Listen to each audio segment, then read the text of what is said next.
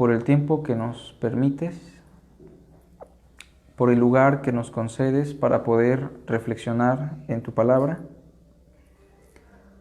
Te rogamos en los méritos de Cristo, Señor, que nos puedas iluminar para entender tu revelación. Te rogamos que aquello que hoy aprendamos en tu verdad podamos aplicarlo en nuestra vida, Señor, y que no solamente seamos oidores de la palabra, sino también hacedores. Ayúdanos, Padre, a ser como nuestro Maestro, mansos y humildes de corazón. Te lo rogamos, Señor, en Cristo Jesús. Amén. Muy bien, vamos a abrir nuestras Biblias en el libro de Apocalipsis.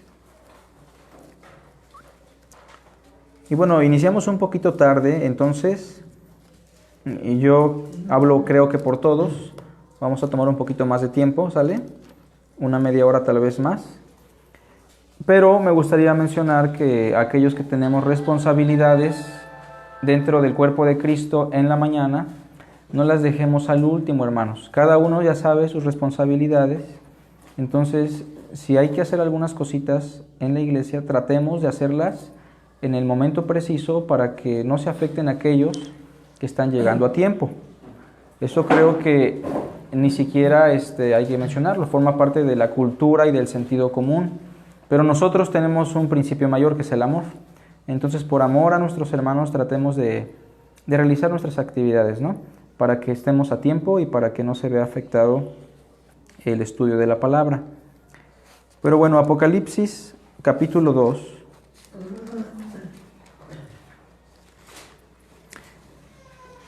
Es un capítulo que inicia con el mensaje a 7 iglesias: Éfeso, Esmirna, Pérgamo, Tiatira, Sardis, Filadelfia y Laodicea. Y hemos dicho que estas 7 iglesias fueron iglesias reales que estaban asentadas en Asia Menor, iglesias que tuvieron sus propios problemas, sus propias virtudes, y que Dios, a través de Jesucristo, y a su vez a través del ángel, y a su vez a través del apóstol Juan, le da a conocer a cada iglesia algunas cosas que Cristo les quiere comunicar. Ahora, en la historia del cristianismo hay algunas interpretaciones que son un poco dudosas.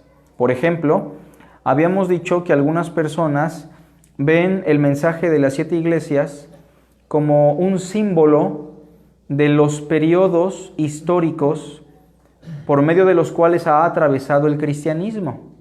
O sea, algunos dicen que la iglesia de Éfeso, que es la iglesia que nosotros examinamos hace 8 días, está simbolizando el periodo apostólico.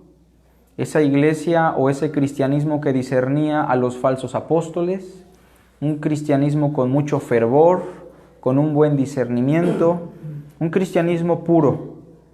Entonces, siguiendo esa secuencia, la iglesia de Esmirna, que está en el capítulo 2, verso 8, es una iglesia que sufre, que padece persecución, que sufre mucha pobreza. Esta interpretación equivocada enseña que es el periodo del cristianismo perseguido, que se enclaustraba en las cuevas, que estaba siendo perseguido por el imperio. Y así sucesivamente, según este sistema, cada iglesia está representando un periodo de tiempo por el cual atravesaba el cristianismo. Obviamente que la última iglesia, que es la Odisea, todos hemos escuchado sobre la Odisea, una iglesia que no era ni caliente, ni fría, se mantenía tibia, era una especie de iglesia mundana, dicen, pues es la iglesia actual, es la iglesia que representa el cristianismo de nuestros días. Y pareciera cuadrar bastante bien, ¿no? Pero créanme que esta interpretación no le hace justicia al contexto del documento. La realidad es que cada iglesia existió, tuvo problemas en particular, virtudes, y a nosotros nos sirve todo esto para poder aplicarlo a nuestra vida como congregación. Entonces vamos a dar lectura a la iglesia de Esmirna, Apocalipsis 2, versículo 8 al versículo 11.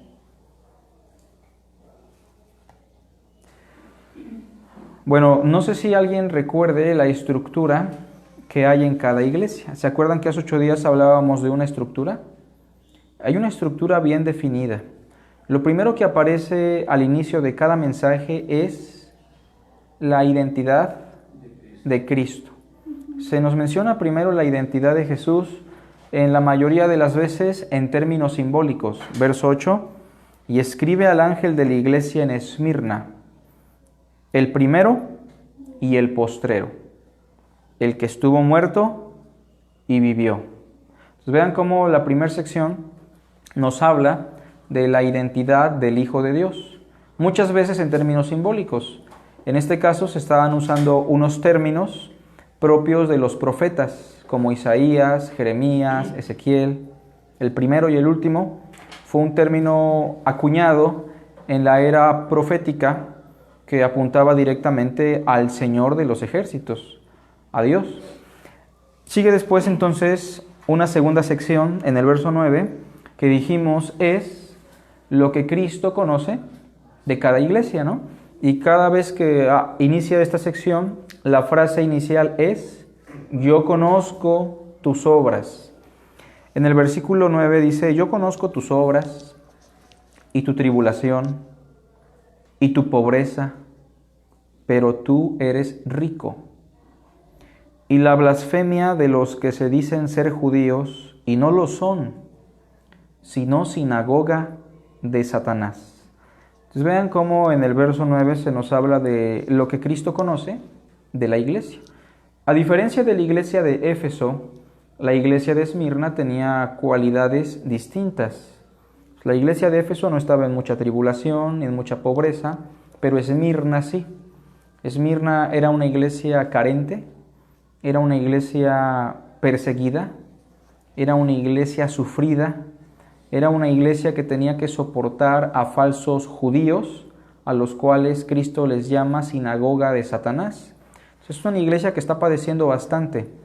Y debemos entender que muchas veces vamos a encontrar iglesias muy prósperas, con algunas cualidades bonitas, y vamos a encontrar otras iglesias con cualidades hermosas también, pero que en particular van a estar padeciendo pobreza, persecución, tensión, en medio del amor que Cristo les está ofreciendo. La tercera sección que habíamos ya mencionado, ¿se acuerdan cuál era? ¿Alguien recuerda cuál es la tercera sección? Antes de la exhortación, ¿se acuerdan que hablábamos de un reproche? La frase que da inicio a esta sección, ¿cuál es? No, hay una frase en particular. Claro que el reproche a Éfeso fue, has perdido tu primer amor, pero hay una frase que le da inicio a esa sección. Bueno, algo así dice, que Él conoce tus obras. Bueno, eso es lo que Cristo conoce de la iglesia, ya la mencionamos. Pero, has dejado tu primer amor, ¿no? bueno, en lo de Éfeso sí, pero hay una frase en particular que la van a encontrar, es la siguiente, vean, pongan atención, dice, pero tengo unas cosas contra ti. ¿Se acuerdan de esa frase? En Esmirna no aparece, ¿verdad? Lo cual nos indica que a la iglesia de Esmirna, Cristo no le está reprochando nada. Es una iglesia que no tiene reproche, es irreprensible ante Cristo.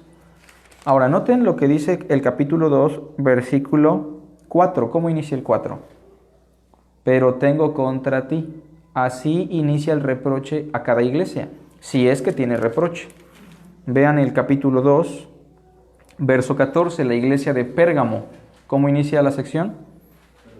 Pero tengo unas pocas cosas contra ti. Pero entonces yo les había mencionado que la estructura no va a ser igual en todas las iglesias, porque a algunas iglesias no se les va a dar un reproche, ya que algunas iglesias son irreprensibles ante Cristo. Y esto sí nos debe enseñar que podemos llegar a ser una iglesia irreprensible ante Dios, no perfecta.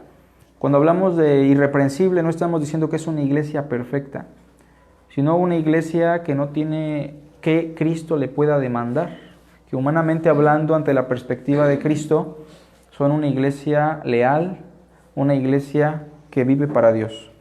Lo mismo pasa con la iglesia de Filadelfia. La iglesia de Filadelfia no tiene reproche. Si ustedes buscan en Filadelfia un reproche no lo van a encontrar. Entonces en la iglesia de Esmirna, la primera sección, verso 8, es la identidad de Cristo. Verso 9, lo que Cristo conoce de la iglesia. Y como no hay reproche, el verso 10 nos habla de un consejo, el consejo de Cristo a la iglesia. Y el consejo es el siguiente. ¿Alguien lo quiere leer, por favor? No temas en nada lo que vas a padecer. Ese es el consejo. No temas en nada lo que vas a padecer. Fíjense, puede ser una iglesia irreprensible, una iglesia espiritualmente rica, y aún así va a padecer, ¿no? O sea, muchas veces medimos la riqueza y la prosperidad a través de circunstancias prósperas, económicas, superficiales. Vivimos en un cristianismo plástico, si le podemos llamar así, en donde pensamos que la bendición y la prosperidad radican en lo que poseemos. Pero esta iglesia era rica ante Cristo y aún así iba a padecer. Sigue diciendo el verso 10, con respecto al consejo: no temas en nada lo que vas a padecer. He aquí el diablo echará a algunos de vosotros en la cárcel para que seáis probados y tendréis tribulación por 10 días. Sé fiel hasta la muerte, ese es el consejo todavía, y yo te daré la corona de la vida. Entonces, inmediatamente en el versículo 10, al final, ya tenemos también parte de la promesa, ¿no? Porque en el versículo 10 al final, cuando le dice yo te daré la corona de la vida, eso también ya forma parte de una promesa. Ahora en el versículo 11 tenemos, ahora sí, de manera muy estricta, la promesa. Verso 11, el que tiene oído, oiga lo que el Espíritu dice a las iglesias. El que venciere no sufrirá daño de la segunda muerte. Entonces la estructura es muy sencilla de identificarla. Entonces vamos a dar inicio a esta iglesia y vamos a examinar. Primero, número 1, la identidad del Hijo de Dios. Número 1, la identidad del Hijo de Dios. Demos lectura al verso 8. Y escribe al ángel de la iglesia en Esmirna. A ver si alguien me recuerda qué significa esto del ángel. El que cuida, que da, es el pastor de la iglesia. El pastor de la iglesia, dice el hermano. ¿Hermana? El mensajero. El hermano y la hermana tienen razón. O sea, cuando se dice aquí, escribe al ángel, esto no significa que cada iglesia tenga un angelito de la guarda, ¿no? Porque algunas personas incluso sugieren eso, ¿no?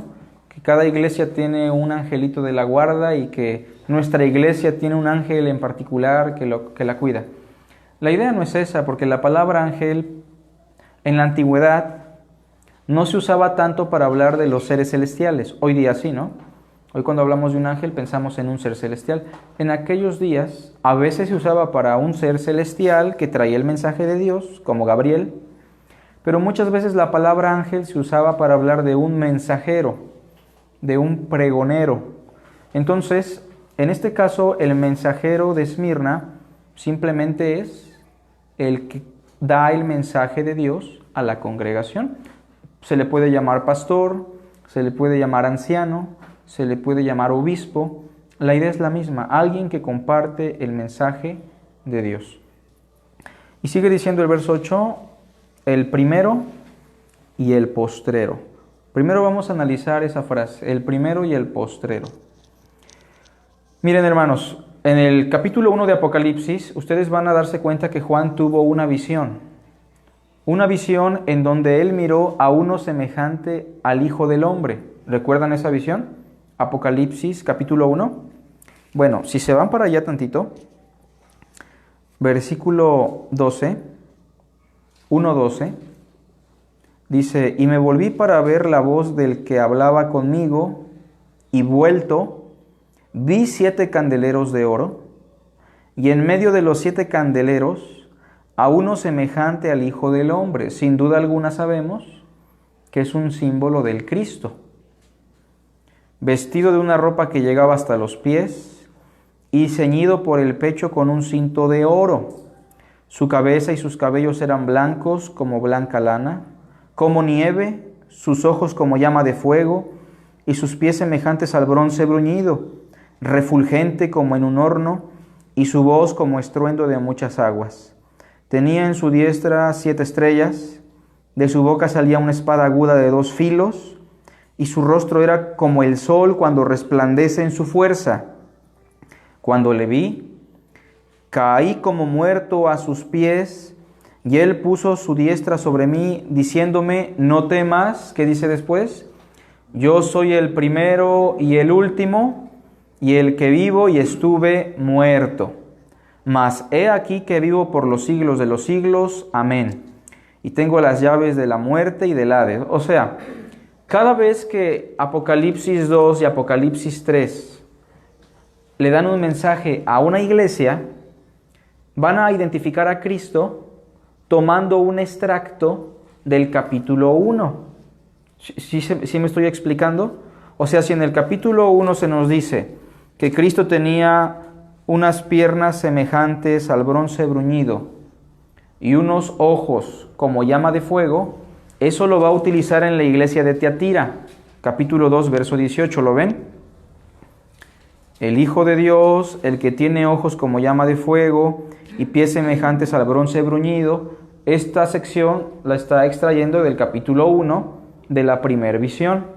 Y entonces cada vez que se inicia el mensaje a una iglesia, se va a identificar a Cristo de acuerdo a lo que tenemos en el capítulo 1. ¿Se entiende eso? Correcto. Ahora, el primero y el postrero. Este término, obviamente, en el contexto inmediato aparece en el capítulo 1. También aparece en términos simbólicos como el alfa y la omega, que son la primera letra del alfabeto griego y la última letra del alfabeto griego. Lo que está queriendo indicar es lo mismo, el primero y el último. Pero ¿qué quiere indicarnos este término, el primero y el último? ¿Qué entiende usted por el primero y el último?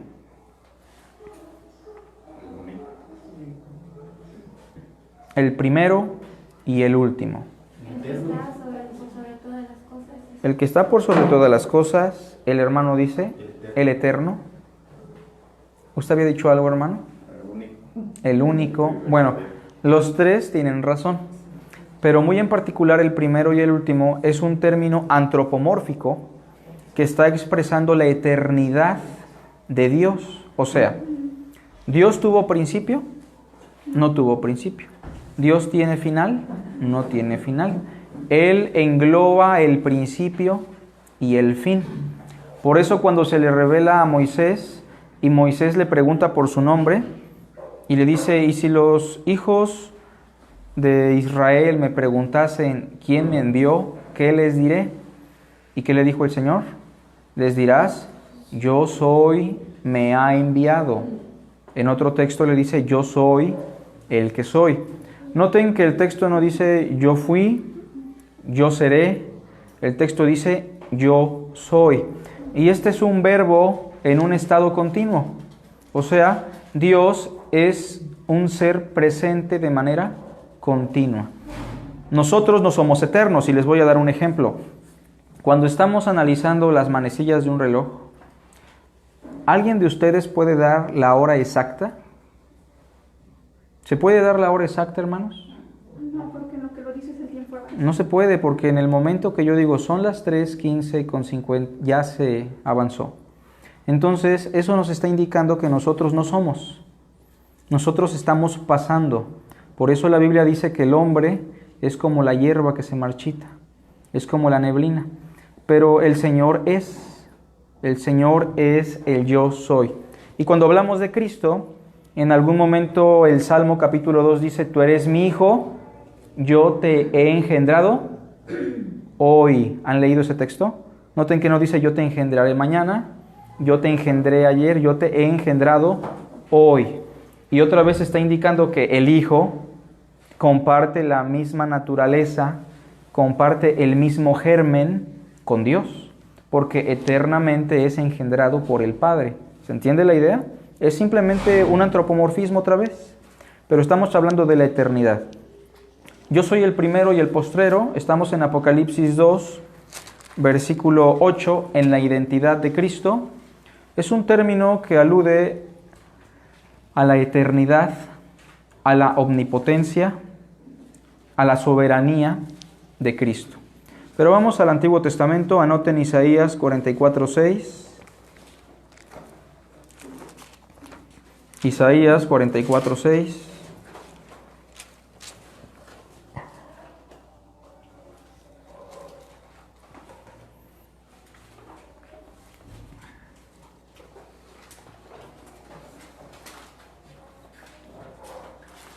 Por favor, algún hermano en voz alta le puede dar lectura. Así dice el Señor Rey de Israel y su Redentor, Señor de los ejércitos: yo soy el primero y yo soy el postrero, y fuera de mí no hay Dios. Pues fíjense, este texto en donde se dice que el Señor es el primero y el postrero, al menos está apuntando a dos atributos. El primero, en el verso 6, es que este término, el primero y el postrero, indica su reinado. Dice el rey de Israel. Y por otra parte también alude a su unicidad, o sea, que solamente existe un Dios, el único Dios vivo y verdadero. Dice en el texto 6 al final: y fuera de mí no hay Dios. Vean también otro texto, por favor. Isaías 48:12. ¿Cuál, perdón? Isaías 48:12.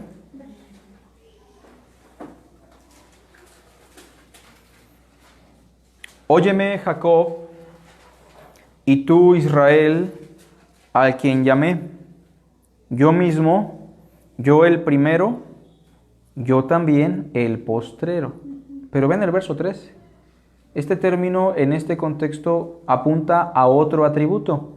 Mi mano fundó también la tierra, y mi mano derecha midió los cielos con el palmo. Al llamarlos yo, comparecieron juntamente. Entonces aquí el término el primero y el último, en este contexto de Isaías 48, está aludiendo ¿a qué? A Dios como creador del universo. Bueno, el punto es que este término, el primero y el postrero, en el Antiguo Testamento, sin duda alguna, está apuntando a Dios, ¿no? Pero en Apocalipsis, capítulo 2, está apuntando a Cristo. 2:8, escribe el ángel de la iglesia en Esmirna, el primero y el postrero. Ahora, lo que quiere transmitir aquí Juan a la iglesia de Esmirna, primero es que Cristo indudablemente es divino. Sin duda alguna, Cristo es Dios. Yo y el Padre, uno somos. En el principio era el Verbo, y el Verbo era con Dios, y el Verbo era Dios. Este era en el principio con Dios. Todas las cosas por Él fueron hechas, y sin Él, nada de lo que ha sido hecho fue hecho. Ese Verbo, ese Logos, estaba en el principio cuando Dios dijo, hagamos. Él estaba en su consejo creador. Pero lo que quiere transmitirle Cristo, o en este caso el apóstol Juan, a la iglesia de Esmirna, es que este personaje es el eterno, soberano, todopoderoso, y esto debe de alguna manera influenciar a esta iglesia para que tengan esperanza, para que tengan confianza de que en medio de su tribulación, en medio de su pobreza, hay un Dios todopoderoso que está en control de todas las cosas. Número 2, lo que Cristo conoce de la iglesia. Lo que Cristo conoce de la iglesia. Leamos el verso 9, por favor. Apocalipsis 2:9. Yo conozco tus obras y tu tribulación y tu pobreza. Bueno, a esta iglesia sí le estaba yendo un poco mal. Humanamente hablando, estaban experimentando en plenitud la vida cristiana. Y déjenme preguntarles qué significa experimentar la vida cristiana precisamente. ¿Qué es experimentar la vida cristiana? Fíjense, ¿la vida cristiana significa sufrir? No precisamente. ¿La vida cristiana significa tener muchos bienes? No precisamente. ¿Qué significa vivir la vida cristiana? Haber conocido a Cristo. Bueno, es haber conocido a Cristo, Y, una relación con Cristo. y lo más importante, o sea, me refiero a conocerlo, haber llegado a una intimidad, y como hacía Pedro, que dice que cuando le preguntó que decían quién era él, y luego le contesta Pedro, tú eres el Hijo de Dios, el Mesías, nuestro Salvador, y creo que eso es lo más importante. Claro, esa es la confesión mesiánica. Pero vean que vivir la vida cristiana en términos muy sencillos es vivir como Cristo vivió. Esa es la vida cristiana, ¿no? Vivir la misma vida que Jesús de Nazaret experimentó en este mundo. Y entonces, en este mundo somos ricos, aunque tengamos pobreza. Somos ricos, aunque suframos persecución. Y el versículo 9 así lo explica: yo conozco tus obras y tu tribulación y tu pobreza, pero tú eres rico. Entonces, esta iglesia sí está padeciendo, está viviendo una vida cristiana en plenitud, porque no están padeciendo por sus pecados, tampoco están padeciendo por sus malas decisiones. Muchos de ustedes y yo sufrimos porque tomamos malas decisiones. Una mala relación, una mala compra, un mal negocio, una mala amistad. Y sufrimos no porque seamos cristianos, estamos sufriendo porque tomamos malas decisiones. Pero en este caso, esta iglesia está sufriendo porque está siguiendo a Cristo y están viviendo como Cristo vivió. Ahora, inmediatamente en el verso 9 dice: y la blasfemia de los que se dicen ser judíos y no lo son, sino sinagoga de Satanás. Bueno, lo primero que Cristo conoce de la iglesia es su sufrimiento. Y ya de antemano tenemos que explicar que una vida cristiana próspera, plena, puede ser una vida cristiana en tribulación, una vida en pobreza económica. ¿Puede un cristiano ser feliz y rico y experimentar el cáncer? Sí. Pero si Dios es amor, bueno, precisamente porque Dios es amor, Dios permite muchas veces una situación como esta. ¿Puede un cristiano ser feliz y experimentar pobreza extrema? También, porque la felicidad del hombre no consiste en los bienes que posee. La vida cristiana es una vida rica en medio de la tribulación, en medio de la pobreza. Ahora, en el verso 9, la segunda sección nos habla de un problema que tiene que ver con la herejía. Dice: también sabemos que estás pasando por la blasfemia de los que se dicen ser judíos y no lo son. ¿Qué son? Congregación de Satanás. Bueno, hoy en día existen muchas herejías que afectan al cristianismo. Hay muchas, ¿no? Existe la herejía mormona, existe la herejía ruselista, existe la herejía sabatista. Existen muchas herejías que circulan dentro de la esfera cristiana. Pero en los tiempos apostólicos, muy en particular en el primer siglo, había una herejía que estaba afectando al cristianismo.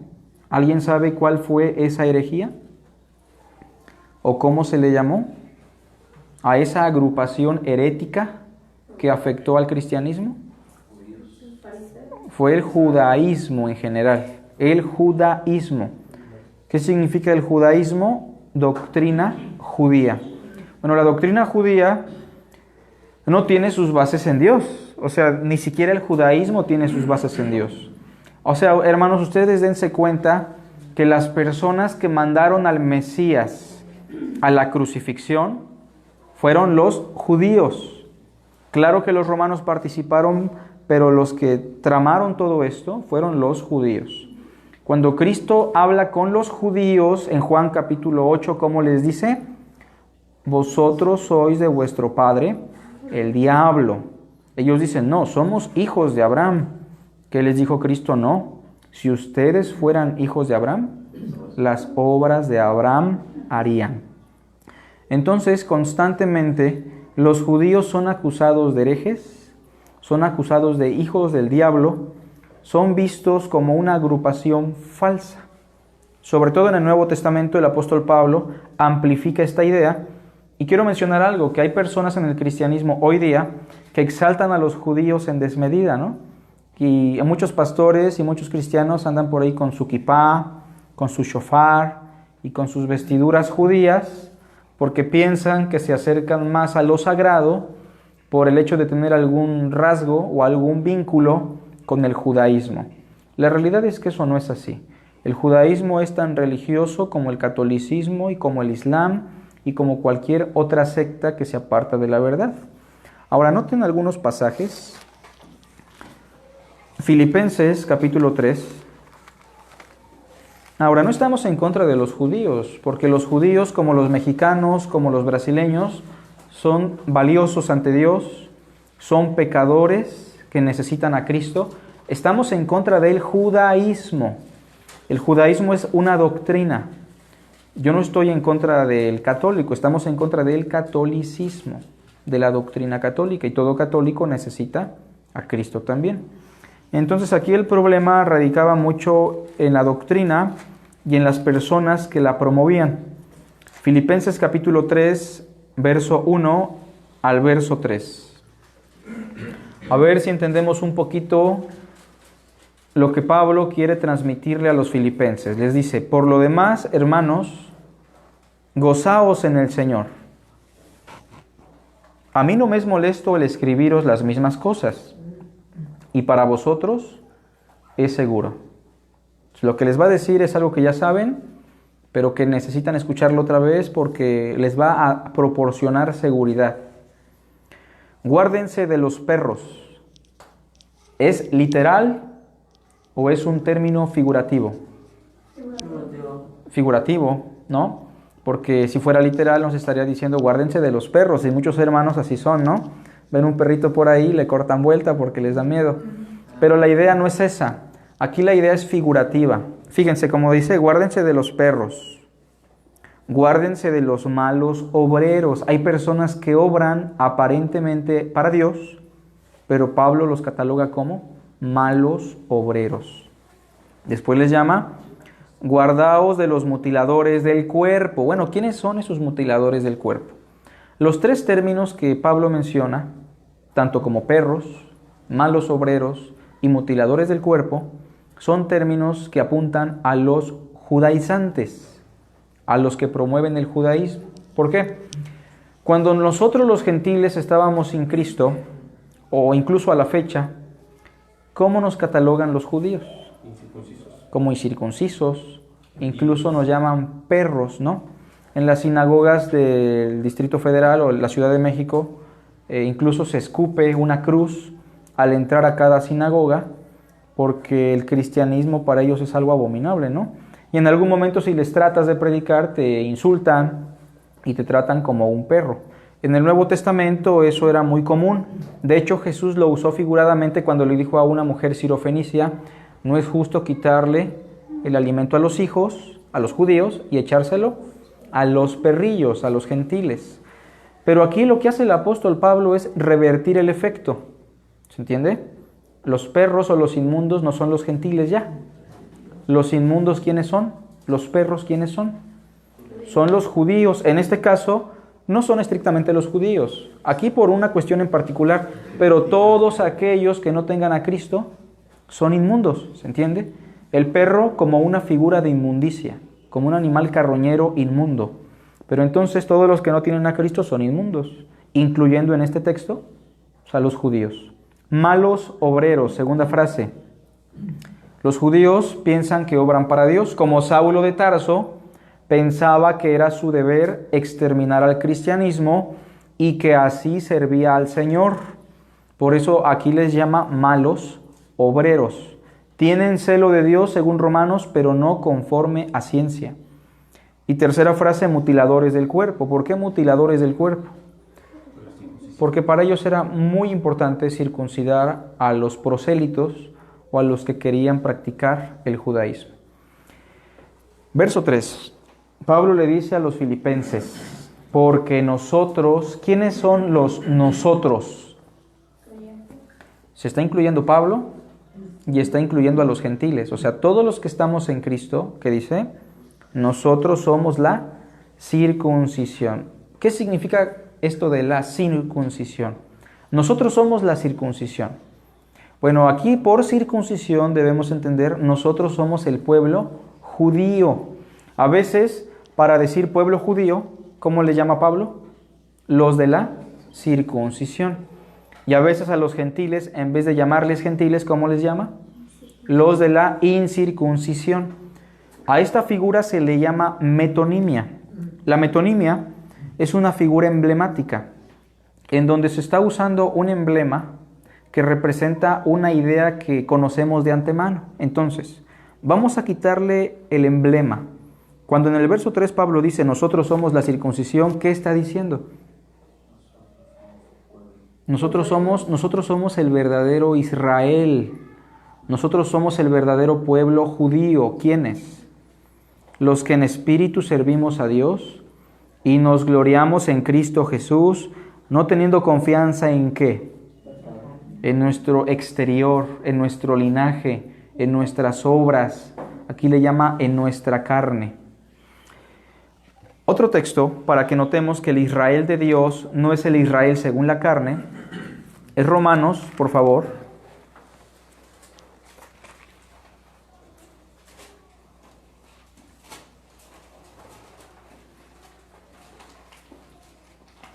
Capítulo 2, versículo 28. Si alguien me hace favor de leer el pasaje. Romanos 2, versículo 28. Porque no es judío el que lo es exteriormente, ni la circuncisión es la externa en la carne. A ver, vamos a analizar primero eso. Dice, pues no es judío el que lo es exteriormente. A ver, hermanos, vamos a pensar en un niño que nace de papá judío y mamá judía. ¿Es un niño judío, sí o no? Sí. Pero exteriormente, nada más, ¿no? Pero aquí la perspectiva de Pablo no es una perspectiva carnal, es una perspectiva espiritual. Entonces, entendamos que todo lo que el Antiguo Testamento enseña solamente es una sombra de los bienes venideros. O sea, el pueblo judío como un pueblo étnico en el Antiguo Pacto era una sombra del verdadero pueblo de Dios, que son aquellos que están en Cristo. Y entonces el verso 28 dice, pues no es judío el que lo es exteriormente. O sea, ante Dios, ¿es judío, sí o no? El que nace de papá judío y mamá judía, ¿ante Dios es judío? Pues es un hombre como quiera. Pues aquí dice que no, pero vamos a entender primero la palabra judío. ¿Alguien sabe qué significa judío? El que adora. Entonces aquí estamos hablando de un verdadero adorador. Bueno, judío viene de la tribu de Judá, la tribu que predominó. Pero judío literalmente significa uno que adora. Vamos a entender esto de la siguiente manera. No es un verdadero adorador el que lo es externamente. Ni es la circuncisión la que se hace exteriormente en la carne. Pregunta, ¿Dios mandó hacer una circuncisión exterior en la carne, sí o no? Sí. Y aquí dice que no. ¿Se está contradiciendo? No se está contradiciendo. Simplemente entendamos que lo que ocurrió en el Antiguo Testamento era una sombra de lo que habría de venir. O sea, la circuncisión externa solo era un anuncio de la verdadera circuncisión que obtendríamos en Cristo. Era una señal de fe también en la promesa y en el pacto de Abraham. En el verso 29 dice, sino que es judío, a ver quién, el que lo es en lo interior. ¿Puedo ser judío ante Dios y no ser judío en el exterior? Sí. Aquí dice que sí. Dice después, y la circuncisión es la del corazón, ¿en qué? En espíritu, no en letra. La alabanza del cual no proviene de quién, de los hombres, sino de Dios. Cuando a un niño judío lo circuncidan y el niño crece y practica el judaísmo, ¿hay personas que lo reconocen y lo alaban como judío? Pues sí, el mismo judaísmo. Pero el que es circuncidado en su corazón, el que ha nacido de nuevo, recibe una alabanza de parte de Dios. Por eso en el Nuevo Testamento, hermanos, vamos a encontrar un contraste entre el Israel según la carne y el Israel de Dios. Vean las dos frases, el Israel según la carne y el Israel de Dios. En el Nuevo Testamento se nos habla de dos tipos de Israel, el Israel étnico y el Israel de Dios, el pueblo espiritual de Cristo. Otro pasaje, vean Romanos capítulo 9.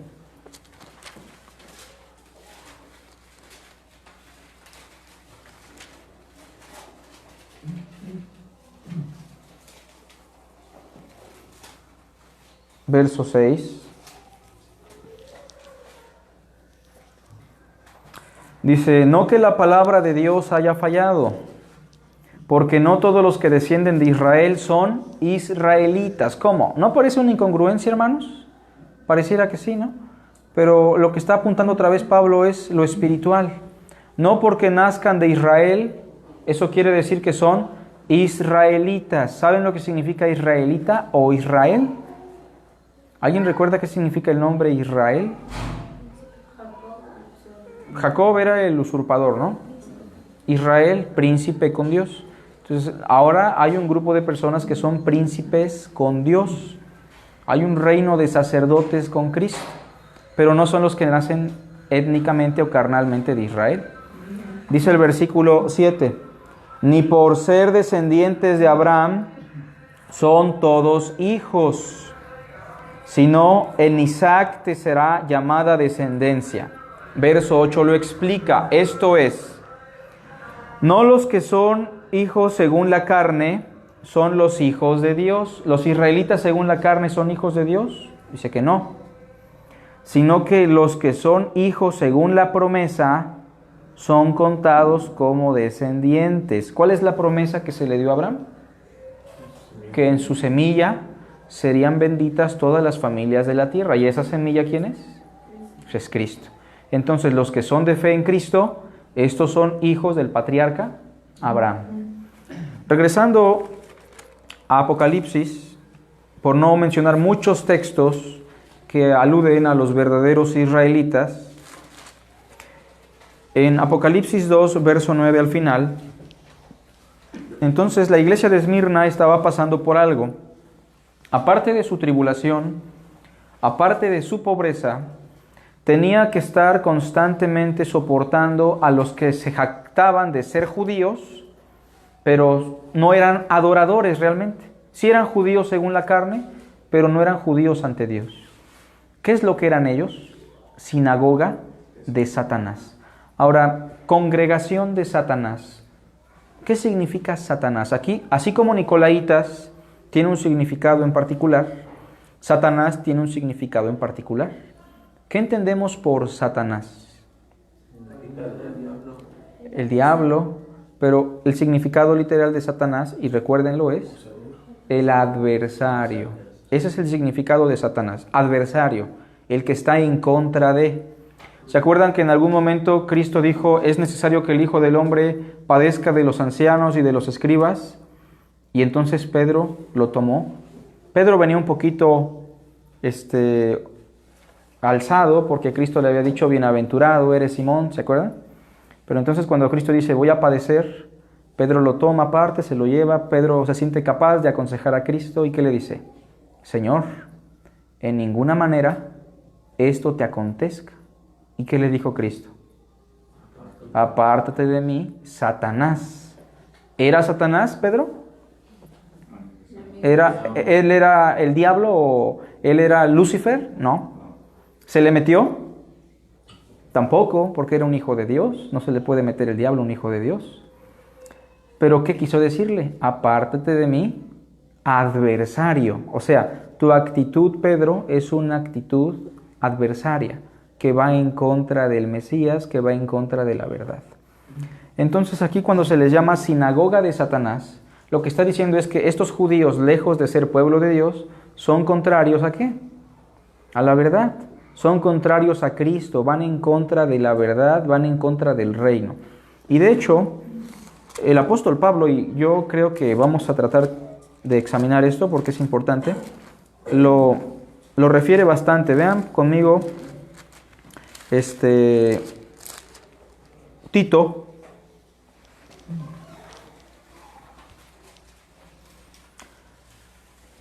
vean Tito, capítulo 1.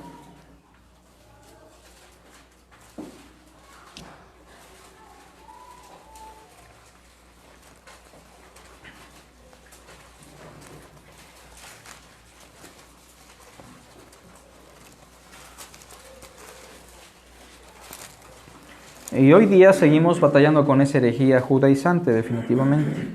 Bueno, ¿por qué la herejía judaizante era contraria a la verdad? ¿Alguien sabe por qué? Ponían mucho la confianza en la carne. Porque ponían mucho la confianza en la carne, precisamente, ¿no? Muy en especial el judío llegaba y te decía, nosotros creemos en Cristo. Ustedes creen en Cristo, ¿verdad? Pero ¿guardan el sábado acaso? Y los hermanos decían, pues no. Pues el judaizante muy astuto y mañoso lo llevaba a la ley de Moisés y le decía, pero la ley de Moisés dice que debemos guardar el sábado. ¿Lo dice la palabra de Dios? Pues sí. ¿Están circuncidados ya? No, pues tienen que circuncidarse porque la ley de Moisés lo enseña. ¿Comen de todos los alimentos? Sí. Pues la ley de Moisés dice que no de todos deben comer. Y entonces lo que hacía el judaizante era presentar a Cristo y la gente lo aceptaba, las iglesias lo aceptaban, pero de manera muy astuta empezaba a minar el evangelio verdadero con las obras de la carne, las obras de la ley. Por eso es una herejía. Entonces en Tito capítulo 1 verso 10, vean lo que Pablo dice.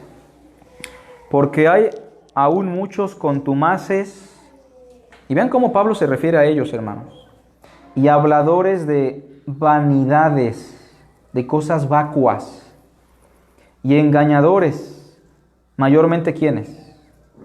Los de la circuncisión, los judíos. El mayor peligro en el primer siglo fueron los judíos, a los cuales, verso 11, es preciso tapar la boca, que trastornan casas enteras, así como yo les explicaba ahorita, enseñando por ganancia deshonesta lo que no conviene. Otro pasaje, por favor, vayan conmigo a Gálatas. Muy en especial los gálatas sufrieron por los judaizantes, ¿no? Porque Pablo empieza regañándolos, diciéndoles, estoy maravillado de que tan pronto se hayan alejado del que los llamó por la gracia para seguir un evangelio diferente. No que haya otro, sino que hay algunos que os perturban y quieren pervertir el evangelio de Cristo. Bueno, vean el capítulo 5,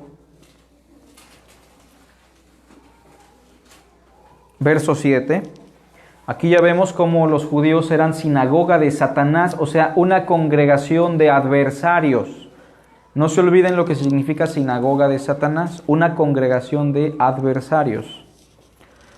5, verso 7 en adelante dice, vosotros corríais bien. ¿Qué quiso decir con esto? Iban bien, hermanos, iban en la gracia, en la libertad. ¿Quién os estorbó para no obedecer a la verdad? ¿Qué está diciendo? Por ahí se metió algún adversario.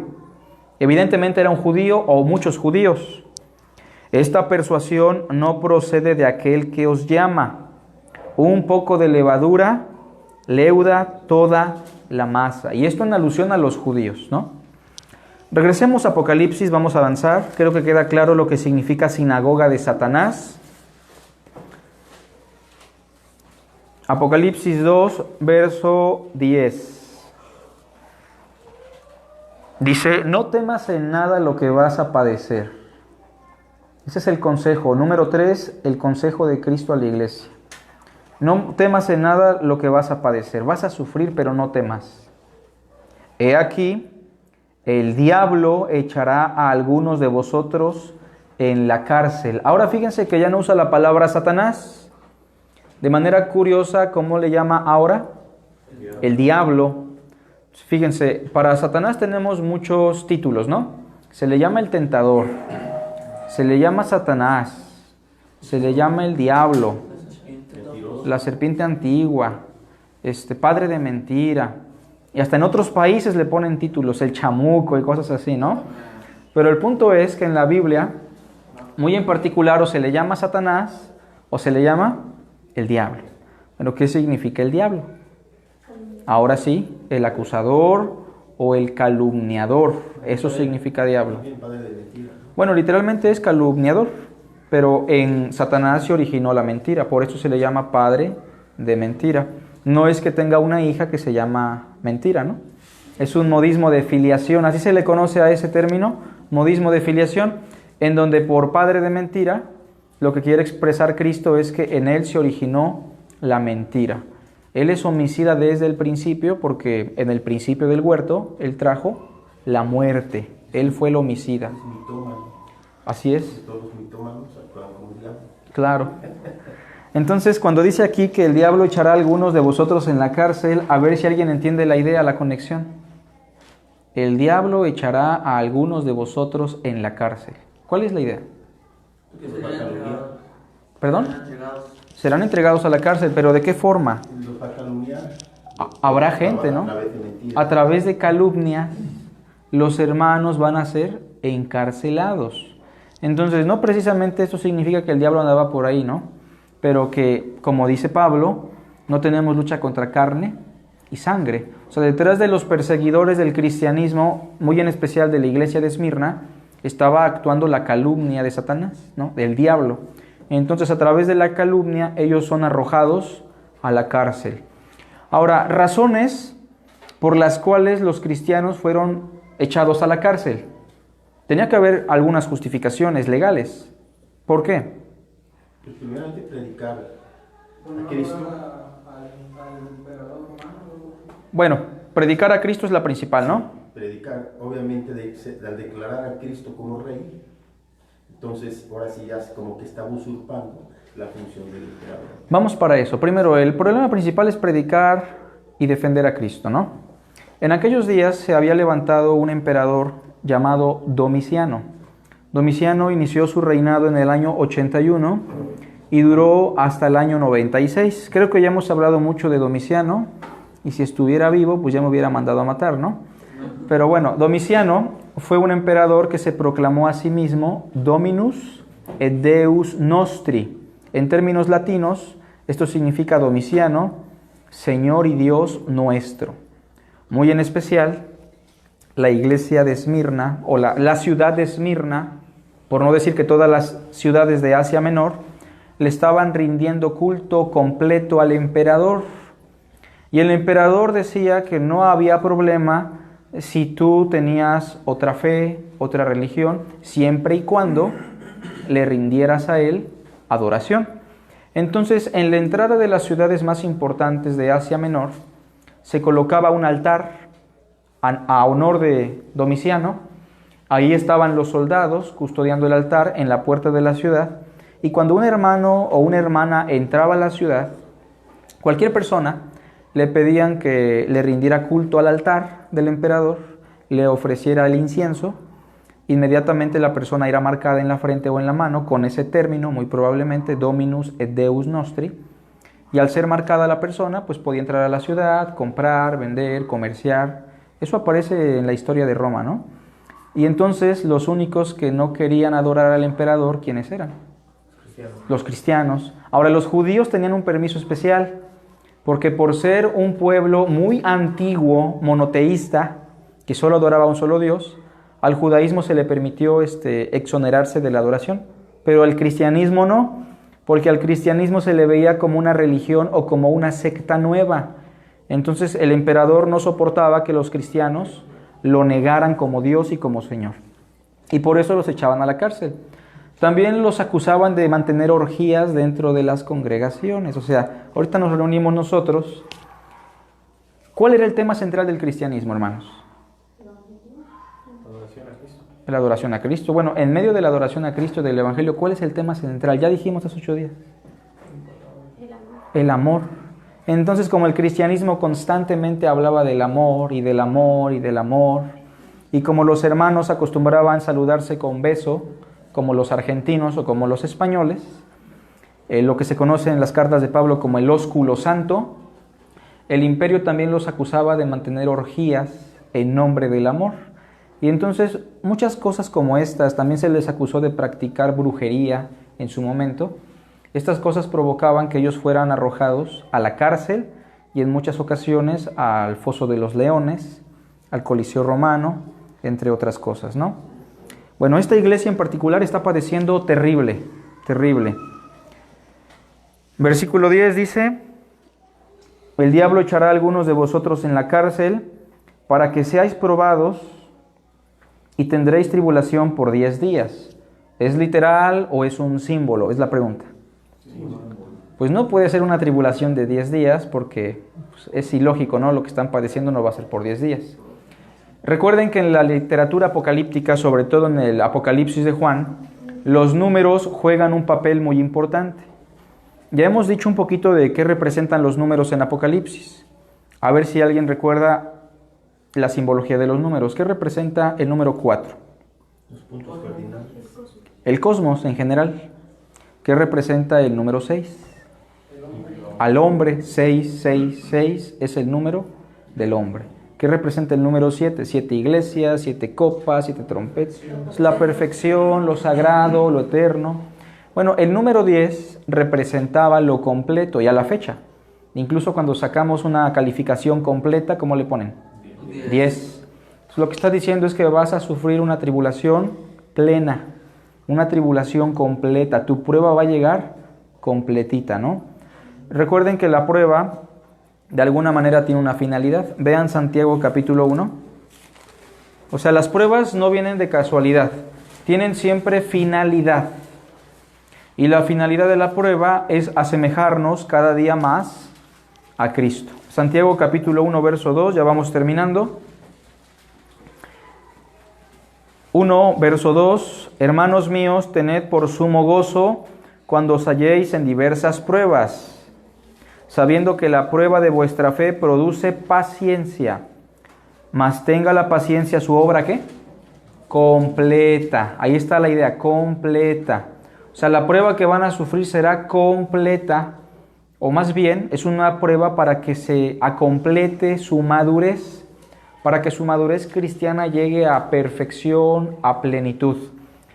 Dice, para que seáis perfectos y cabales, completos, sin que os falte cosa alguna. O sea, Dios está equiparando a la iglesia de Esmirna a través de una prueba, no sabemos de cuánto tiempo, pero que al final los va a dejar plenos, los va a dejar maduros. Regresamos, Apocalipsis 2, vamos terminando. Versículo 10. Sé fiel hasta la muerte. Ese es el consejo todavía. Sé fiel hasta la muerte. Y es que probablemente muchos de ellos iban a morir, ¿no? O murieron, ¿no? Sí. Y yo te daré la corona de la vida. La corona de la vida, hermanos, aquí debemos tratar de explicar un poquito de eso. En su momento yo alguna vez escuchaba a un pastor, ¿no?, que nos enseñaba constantemente que cuando llegáramos al cielo, el Señor nos iba a dar una corona muy bonita, la cual íbamos a portar en nuestra cabecita y le íbamos a arrojar al altar de Cristo. Pero la realidad es que la corona aquí nada más está simbolizando una realidad. Bueno, primero, ¿qué simboliza una corona? Reinado, poder, ¿algo más? Autoridad también. Bueno, el cetro era otra cosa, ¿no? Pero también iba de la mano. Pero una corona... La realeza. Bueno, aquí la traducción no es muy buena porque la idea es diadema. ¿Se acuerdan de las diademas que ganaban los atletas? Aquí muchas veces se traduce como corona. Pero también esta diadema la usaba a veces el César, ¿no? Bueno, la idea es que aquellos que son fieles hasta la muerte van a recibir la corona de la vida, es decir, la vida eterna. Ahora, la vida eterna, hermanos, o la promesa del cielo, mejor dicho, ¿la obtenemos por la fe o por ser fieles hasta la muerte? Fíjense, ahí es una pregunta interesante porque ser fieles hasta la muerte implica obras, ¿sí o no? Sí. Entonces la pregunta es, ¿la vida, la salvación, el cielo, lo obtenemos por la fe en Cristo o por ser fieles hasta la muerte? En Cristo es que ahí se contradice, ¿no? No, pero aquí dice ¿qué dice el texto primero? A ver, vean. Dice el texto que lo obtenemos por ser fieles hasta la muerte. Bueno, pero fieles aquí en Cristo. Fieles a Cristo, ¿no? Bueno, pero la pregunta es, ¿ser fieles a Cristo está implicando esfuerzos humanos, sí o no? Es que es la obra. Que por fe somos salvos. Ok. Bueno, vamos a pensar, hermanos. Vamos a razonar un poquito esto para que no nos equivoquemos. Dice que la fe sin obras es muerta. Ahí vamos a lo que dice Marianita. Miren, lo que nos salva es la fe sin las obras. La Biblia es muy clara cuando dice, porque por gracia somos salvos por medio de la fe, y esto no de vosotros, pues es don de Dios, no por obras para que nadie se gloríe. Pero ¿cuál es la evidencia suprema de que una persona genuinamente ha tenido fe en Cristo? Que hay Estilo de vida. Es un estilo de vida. Dice alguien por ahí, crees en Cristo, vives con Cristo y vas a voltear hacia atrás y vas a ver que vienen sucediendo muchas cosas, ¿no? O sea, vienen sucediendo obras, vienen sucediendo, pero no es porque tú las planeaste, es por el amor, por la fe en Cristo. Tenemos el ejemplo al buen ladrón. Él tuvo una vida pecaminosa y al final creyó en Cristo. Tuvo fe en Cristo y él le dijo que iba a ser salvo. Ahora, el ladrón la tuvo muy fácil, ¿no? Sé fiel hasta la muerte, pues ¿cuánto tiempo le duró, no? Creyó y a los minutos se fue. Pues él sí. Pero miren, la idea es la siguiente, hermanos, es muy sencillo. Somos salvos por la obra de Cristo, no por nuestras obras. Pero una persona que genuinamente ha creído en Cristo va a manifestar buenas obras, porque la fe sin obras está muerta. El que persevera hasta el fin, este será. ¿La perseverancia me salvó o la perseverancia evidenció? Evidenció. Entonces Cristo en palabras muy sencillas dijo, por sus frutos los conoceréis. El que comenzó la buena obra en vosotros, la perfeccionará hasta el día de Jesucristo. Entonces una persona que no persevera, que no le es fiel a Cristo hasta la muerte, simplemente está evidenciando que Cristo no está en él. Sí, hermano, adelante. En Efesios explica eso, ¿no? Efesios, sí. Fuimos salvos para buenas obras. Efesios 2:9, por ejemplo, dice, no por obras, Ni para... pero en el verso 10 dice, no por obras para que nadie se gloríe. Inmediatamente, ¿qué dice? ¿Se acuerdan? Porque somos hechura suya, creados en Cristo Jesús, ¿para qué? Para buenas obras, las cuales Dios preparó de antemano, como dice Rafa, para que caminásemos en ellas. ¿Nos queda claro eso? Verso 11. El que tiene oído, oiga lo que el Espíritu dice a las iglesias. Recuerden que esto no es para una iglesia, es para 7 iglesias, ¿no? Ahora, esto del oído, creo que ya lo explicamos. El que tiene oído, oiga. En aquellos días, bueno, hoy en día, no todos tenemos la virtud de leer o escribir. Creo que aquí todos sabemos leer y escribir, ¿verdad? Pero me ha tocado ir a algunas iglesias, ¿no? Donde hay hermanos que no saben leer y no saben escribir. Bueno, esto ya es muy raro porque casi todos aprendemos a leer y escribir, ¿no? Pero en aquellos años, cuando la educación era muy reducida y solamente se educaban a los nobles, a los hijos de los reyes o de los que tenían un poderío, pues la mayoría de las personas eran sin letras y del vulgo. De hecho, Juan, Pedro, cuando siguen a Cristo, ellos no saben leer ni escribir. Y de hecho la Biblia así los cataloga en Hechos, ¿no? Son hombres sin letras. Aprendieron posteriormente, pero en un momento no sabían. Entonces, aquí lo que está diciendo es, si no sabes leer, pues toma en cuenta que tienes la facultad de oír. Por eso también hay un texto que dice, así que la fe viene por el oír, y el oír la palabra de Cristo. Verso 11, el que tiene oído, oiga lo que el Espíritu dice a las iglesias. El que venciere, otra vez la misma paradoja de el que sea fiel hasta la muerte. ¿Quién es el que vence? ¿Se acuerdan que hablábamos de eso? El que permanece en Cristo. Creo que leímos un texto hace 8 días, hermanos. ¿Alguien lo recuerda? ¿Quién es el que vence? Primera de Juan. Ya vamos terminando. Primera de Juan, capítulo 5. Vamos a leer desde el 5, ¿sale? Nada más 5:5 para agilizarlo.